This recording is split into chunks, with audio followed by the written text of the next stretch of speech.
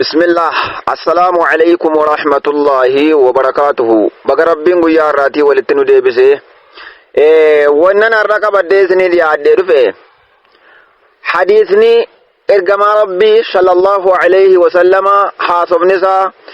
وحي الرايمو وحي الرايمتي وفم الرافو دي دبتمو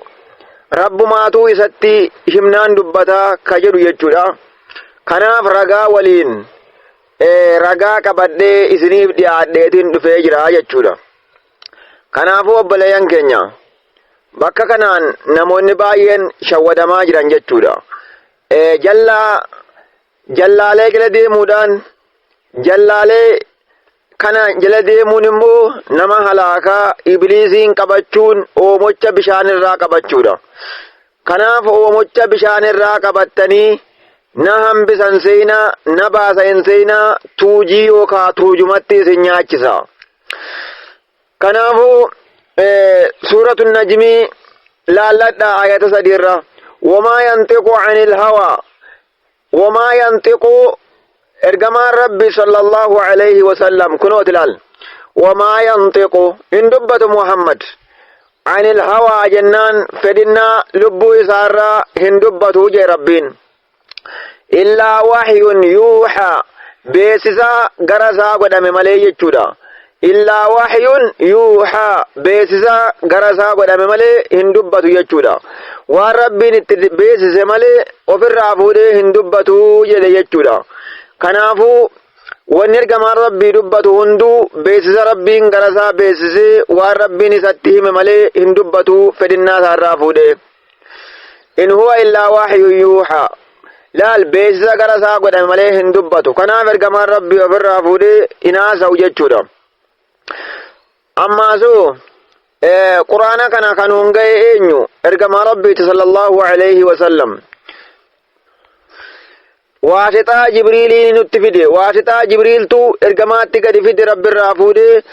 akkasitti ergamaan immoo nutti fide kana ni dhugoomsinaa ni amanna. Kanaafuu jajallaaleen jechuudha warri saahiba ibliis ta'an immoo nu dogoggorsuusuu barbaadu akka seenaattiin fudhadhaa jedhan. Hadiisa ergamaan rabbi dubbatu kana akka seenaattiin fudhaa jedha jajallaaleen namaa gogowwaaleen namaa jechuudha. Akka seenaatti kamtu haasama waan rabbiin dubbadhu jedhee beeksisatti godhe ergamaan haasawa sallallahu alayhi wasallam malee ofirraa fuudhee dubbataa hin jiru akhlaaqa isaarraa dubbataa hin jiru waan rabbiin itti beeksisee dubbataa jira. Ammallee hadiisa Abi Daawud laalladha. Sunana Abi Daawud hadiisa sahiha qabachuu qabna. Hadiisa sahiha kan Abdallah ilma Amriidha jedhe. Maal jedhe Abdallah ilma Amriidha rabbi sarraa hajaalatu sahabaa ergamaa rabbiiti inni maal jedhe كنت أكتب كل شيء أسمعه من رسول الله صلى الله عليه وسلم أني وانين إرجما ربي رادقه هندن برسات ريجيبر وانين إرجما ربي رادقه هند برسات توي تكو جلا نفتو تكو لفنبوزو أريد حفظه مالي في حفظي قدو ياديتن برسا يدي عبد الله المعمري لا يجودا حفظي قدو يادي جدا فناهتني قريشون أكرت قريشين ندور كتي ندوته هم برس مال تاتي يا قرب حديث هم برسين أنجت جيبر وقالوا نجان قريشوني أتكتب كل شيء تسمعه من رسول الله أتكتب كل شيء تسمعه ورسول الله صلى الله عليه وسلم بشر ati wama ergama rabbi irraa dhageesse hunda barreessita ayinaan jedhanii jeebar basharun ergama rabbi nama akka keenyaati jechuu yaadaniiti yatakallamu fil ghadabi warrida gize aarees immoo aarii irraa dubbata aarii keessa namni dogoggora jechuu yaadaniiti gize aare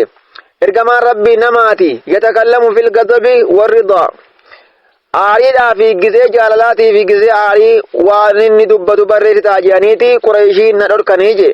fa'amsaktu anil kitaabi barruu irraa hin of qabee barreessuun dhiisee jaabar فذكرت ذلك لرسول الله جتش قريشي كان ارجما ربي تندبدي انا دبيك حفظي قوتشو داف بريسو تجرو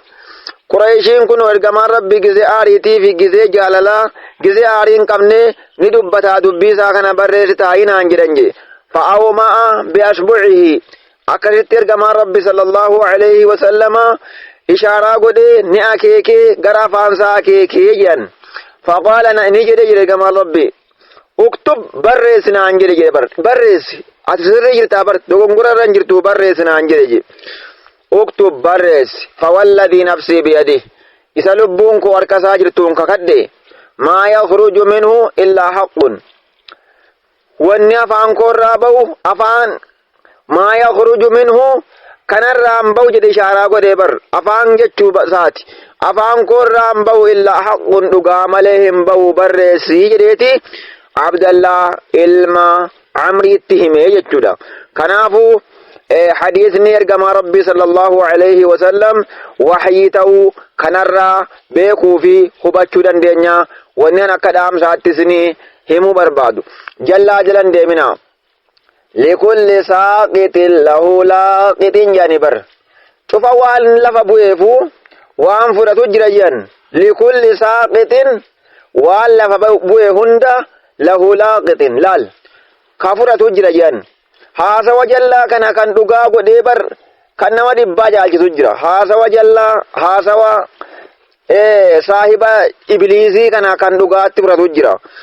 كنافو جلديمو هنقمنو بيكا قمنا علماء قمنا سنقبچو قمنا جچودا كنا وني وليدامنو كنا هبچو قمنا جچودا دوبا